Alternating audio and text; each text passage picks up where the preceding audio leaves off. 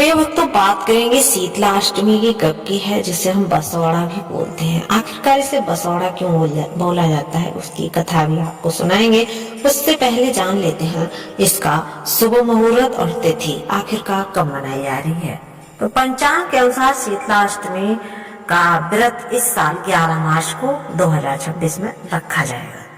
तो चैत्र मास की कृष्ण पक्ष की अष्टमी तिथि को यह व्रत पड़ता है। इस साल 11 मार्च 2026 को पूर्वाह्न 1:54 से प्रारंभ होगा और अगले दिन यानी कि 12 फरवरी 2026 को भोर के समय यानी कि सुबह के टाइम 4:19 तक रहेगा। ऐसे में उदय तिथि के अनुसार शीतलाष्टमी का व्रत 11 मार्च को रखा जाएगा। दिन रहेगा बुधवार। इस दिन देवी शीतला की पूजा के लिए सबसे उत्तम मुहूर्त प्रातःकाल 6:36 से लेकर सायकाल 6:27 तक रहेगा। आप पूरे दिन पूजा पाठ कर सकते हैं। अब बात करेंगे शीतलाष्टमी को बसौड़ा क्यों कहा जाता है।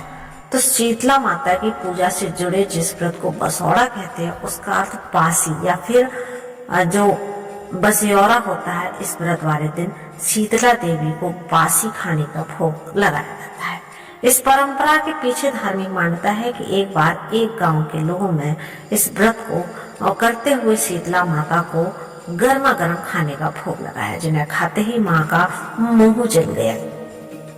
मान्यता है माता शीतला नाराज हो गई। इस गांव में आग लग गई और एक बुजुर्ग महिला की झोपड़ी को छोड़कर सभी घर जलकर राख हो गए।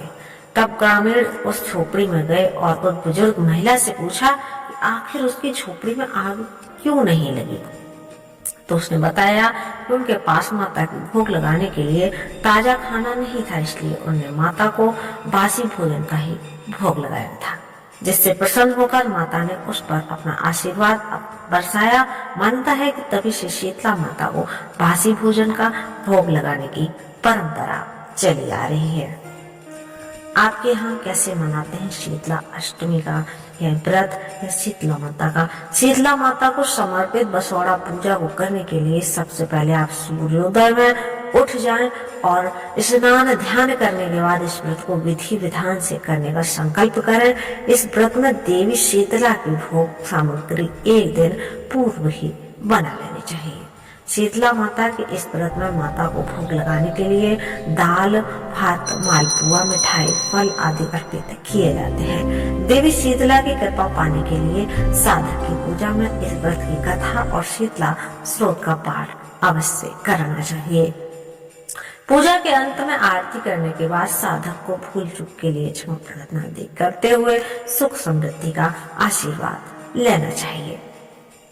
दोस्तों, हमारे यहाँ जो शीतला माता का ये अष्टमी का जो दिन रहता है, होली के बाद जो अष्टमी आती है, उसमें जो हमारे यहाँ होली पर जो चीजें बनाई जाती हैं, गुजिया हो गई, अरसे हो गए और लड्डू हो गए, जो भी बनाए जाते हैं, उस दिन उनको उन्हीं को ले जाकर जो बचे हुए रहते हैं या फिर रख दिए जाते हैं अलग से, और उन्हीं को ले जाकर माँ का भोग लगाया जाता है अष्टमी के दिन। और फिर वही मंदिर में बैठकर जो भी जाता है उसको खाया भी जाता है प्रसाद के रूप में। तब उसके बाद खाने के बाद ही घर वापस आते हैं।